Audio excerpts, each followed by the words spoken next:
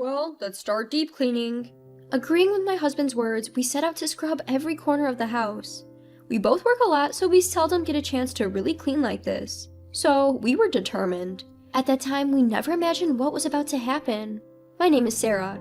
I'm a 48-year-old part-time worker. My husband, John, is the same age and works a full-time job. We have a son, but since he started his job, he moved out of state, so now it's just John and me. We moved into this house about 5 years ago. John's dad was getting sicker, and John wanted to be close to keep an eye on him, so we moved to an apartment near his parents' house. However, John's dad passed away just a year later. Despite this, we didn't see a reason to move again, so we've stayed here. John's mom lives alone in the old family home, just a 5-minute walk away. She likes to be in control and wants to be appreciated for it. John says she's always been like this, but it's gotten worse since his dad passed away. She's quite dependent, loves John as her son, and seems to wish we would move in with her. She sees me as an obstacle, but she is afraid of being disliked by her son, so she never says anything outright. The most shocking thing so far was when she brought a hand-knit scarf. It had a big heart on it and was embroidered with John's name. That definitely surprised me. On top of that, it seems she even suggested to John, "Why don't you divorce your careless wife who neglects the housework for her job and live with me?" But ever since John made it clear that he doesn't appreciate his mother's pushy behavior or her habit of making him thank her repeatedly to assert her superiority, things have gotten slightly better, I think. She probably feared being disliked by John, but for me, my mother-in-law is more than just a nuisance. The other day, she brought over a mountain of vegetables saying, "My friend of a friend gave me these, so I'm giving them to you." Upon closer inspection, they were clearly wilted and starting to rot, entirely unusable. Even when I tried to politely decline, she snapped back. "Are you trying to make me look bad? My friend of a friend worked hard to grow these." I mean, it's a friend of a friend and not a friend of hers. I don't think it should really be a big deal, but apparently it's important for her. She's also brought over strange dishes saying, "I made this, try some."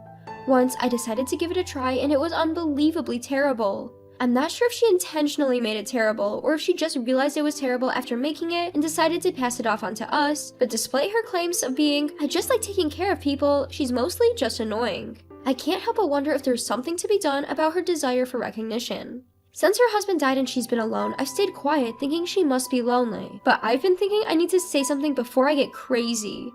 This happened a few days ago, and I've spoken a little to John about it. "I wish your mother would stop showing up suddenly, especially with food without checking first. It's quite a bother. Could you maybe talk to her, John?" John, who's less often at home than me, seemed unaware of this, responding, "Oh, really? I thought she always called before coming over." The next day, while I was at work, my mother-in-law called my cell phone. She never calls, so I assumed something was wrong and hurriedly answered. "Sarah, I'm making curry today. What time will you be home? Let me know so I can bring it over," she said, leaving me at a loss for words. That's not what I meant at all. John must have talked to his mom about our conversation from the day before. No one asked her to call and bring food over. What I wanted was for her to stop showing up unannounced and to stop bringing us things. But I guess John must have relayed the message in an indirect way. So I directly told her I wasn't sure what time I'd be home, as I might have to work late and that we didn't need any food because we still had leftovers from the night before. Nevertheless, she said, "Then I'll just leave it at the front door," before hanging up, disregarding my refusal. And sure enough, when I got home, there was a container of curry next to our front door. Who knows how long it had been sitting there? It was left directly on the ground and I was concerned about the sanitation, so I didn't feel like touching it. I decided to tell John about it when he got home. After a while, when John came home, I told him about what had happened with his mom today. John then said, "Huh? I haven't had the chance to talk about it yet. I was thinking of having a proper conversation this weekend." It was weird because I had assumed that he had already talked to her. From that point on, when I mentioned to John, "The grocery store is having a sale tomorrow, could you come with me?" we would run into my mother-in-law at the grocery store. And when John would tell me, "I got movie tickets, it's for a show this weekend in the evening," we would run into my mother-in-law at the movie theater.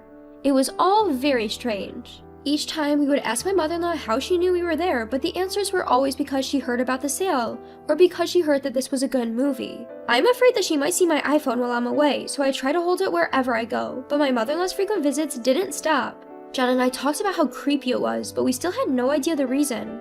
Then, the day came when we started spring cleaning. "We just have this room left to clean," we said, moving on to the final room, the bedroom. In the corner of the bedroom, I realized that plugging into an unused outlet, it was a power strip we didn't know. We knew the outlet was there, but we seldom used it because we don't need much power outlets for the bedroom. And yet, here was this unfamiliar power strip. John and I looked at each other puzzled and wondered, "What's this?" John then picked it up and pulled it out. As he examined the unplugged power strip, his face went pale.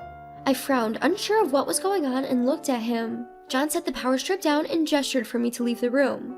Once we stepped into the living room, John said in a hushed voice, "This might be a bug."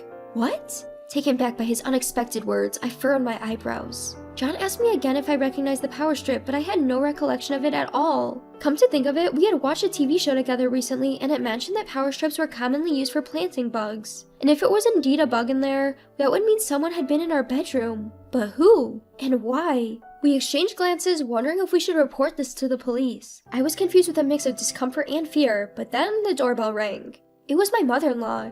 "Here, this is a sweater for you, John. It's getting colder these days. This will keep you warm, so make sure to wear it," said my mother-in-law, handing over the sweater to John with a smile. She added, "It would be troublesome if you catch a cold again," and that made me confused.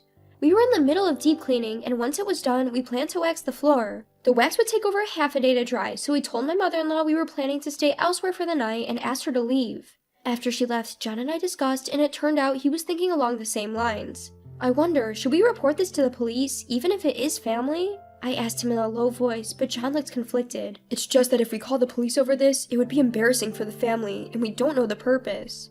We had suspicions that my mother-in-law might be the one who had planted the bug. We had numerous questions, like how she could have entered and planted it, or why she would do such a thing. But lately, my mother-in-law had a tendency to appear at the locations we were discussing in our bedroom, and like her comment about John's cold, something we hadn't directly told her about made us suspicious. We assumed that my mother-in-law was the perpetrator and discussed how we could gather evidence to either confront her or call the police. After discussing various possibilities, John seemed to have an idea and said, "Leave it to me," then heading off to the bedroom. John took the bug to another room and plugged it into a power outlet. He then covered it with a newspaper and pointed a fan towards it. I was puzzled, but John explained it to me. By covering it with a newspaper and blowing air at it, a rustling sound would be picked up by the bug.